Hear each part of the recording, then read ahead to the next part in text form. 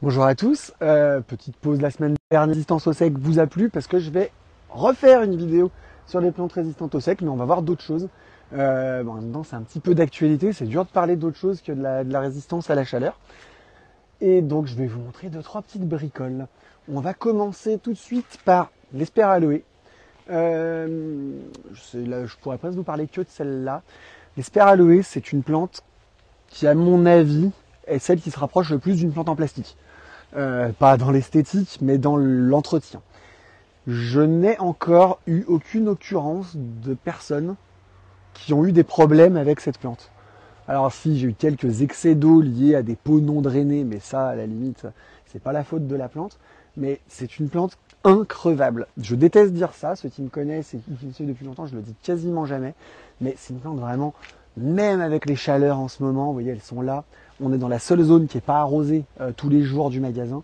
Je pense pas qu'on les ait arrosées depuis là qu'il fait chaud depuis 15 jours, ou peut-être une fois, et elles vont très très bien, il n'y a pas de problème. Donc c'est vraiment une plante zéro problème.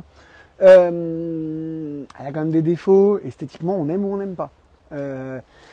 Moi, j'aime le côté feuillage qui est assez dense, qui grossit assez vite en plus, qui s'étale bien.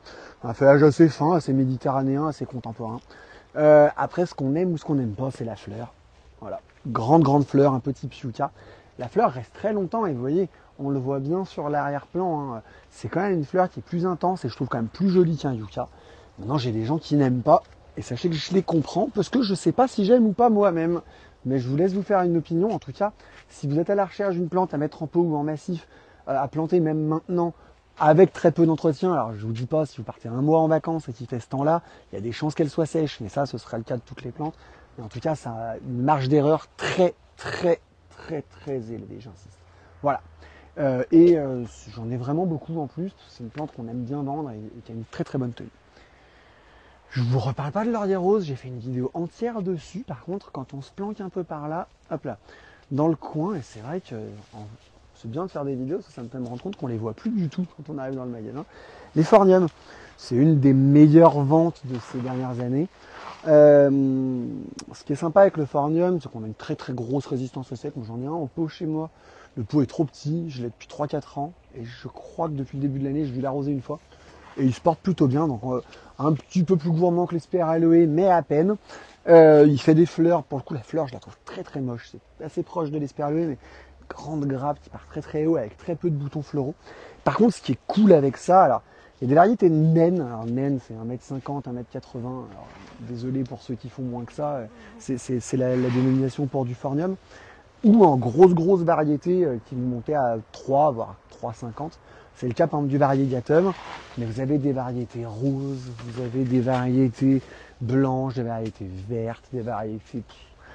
Il existe bien je pense une quinzaine de variétés. Enfin, déjà dans le magasin, après, en fait, il y en existe beaucoup plus. Voilà.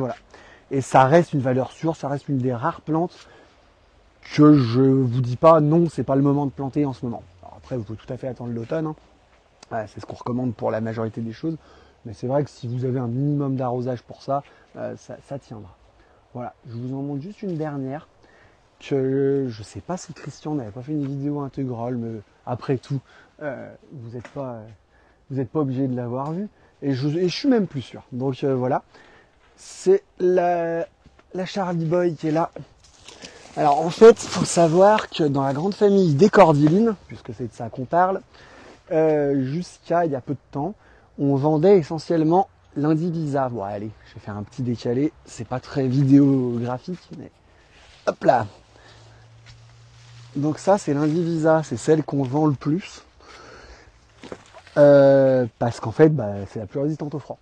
Elle part en tronc, elle monte très vite en tronc, elle coûte pas très cher. On a des formats à partir de 25 € qui font un petit peu plus petit que ça, mais à peine. Et elle part en tronc, très résistante au froid. Depuis l'année dernière, on vend pas mal la Charlie Boy, donc celle-là. Pousse beaucoup plus lente, alors elle monte aussi en tronc, mais beaucoup plus lente, et surtout en fait, le feuillage rose. Ce qui plaît, c'est qu'effectivement ce feuillage rose est sympa, mais ce qui plaît surtout, c'est qu'elle a une résistance entre -6 et -8. Cet hiver, on a eu du -8, elles n'ont pas bronché. Donc voilà.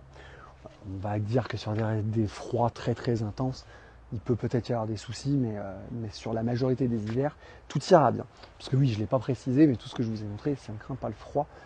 C'est devenu tellement une question qu'on ne me pose jamais, et tellement de gens pensent qu'il n'y aura plus jamais de froid ici, que j'en oublie presque d'en parler. Donc voilà, ces 3 plantes qui ont de l'intérêt, à mes yeux, qui peuvent être plantées maintenant, et qui peuvent mettre de la couleur.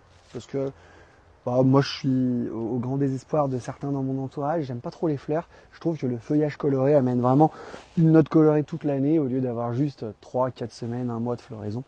On peut encore une fois discuter de cette préférence, mais en tout état de cause, pour ramener de la couleur en ce moment, c'est plutôt pas mal. Voilà. Eh ben écoutez, je vais me retourner me mettre à l'ombre parce que j'ai très très chaud là au soleil. Je vous souhaite une bonne journée.